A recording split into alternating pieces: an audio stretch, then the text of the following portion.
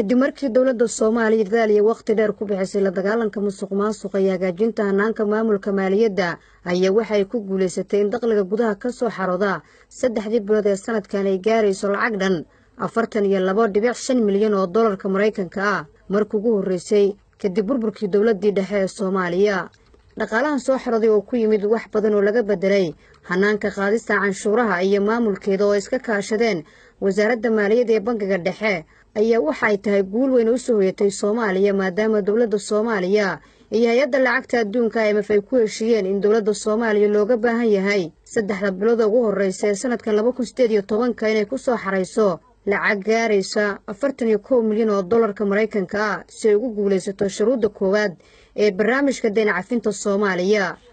hadafka shuruudahan ayaa in lacagta ka baxda dowladda Soomaaliya tan soo gasha ay isla ekaadaan waxaana muuqata intaas ay hirgashay kadib markii wax badan laga bedelay hanaanka maamulka maaliyadda iyadoo dowladda Soomaaliya ku guuleystay inaysan qaadan wax deymaha isla markaana ay bixiso dhammaan mushaaraadka kala duwan sida kan shaqaalaha rayidka iyo ciidanka. Ra'iisul Wasaaraha Xukuumadda Federaalka Soomaaliya Mudane Xasan Cali Khayre ayaa wasaaradda maaliyadda uga mahad celiyay dadaalka ay ku bixisay in dowladda Soomaaliya ka soo baxdo balanta ay la gashay caalamka oo ahayd in Soomaaliya diyaar u tahay in laga cafiyo deymaha faraha badan ee lagu leeyahay waxaana xusay in madaxda qaranka oo kaashanaya kuwa dowlad goboleedyada ay kala shaqayn doonaan wasaaradda sidii ugu guuleysan lahayd qaybaha kale oo dhiman taabuu yiri oo tiir dhaxaad u ah qorshaha xukuumadda ee kubcinta dhaqaalaha. dowladda Soomaaliya ayaa muddadii sanadkeeda jirtay waxaa lagu ammaanay hagaajinta hanaanka maamulka maaliyadda sida lagu cadeeyay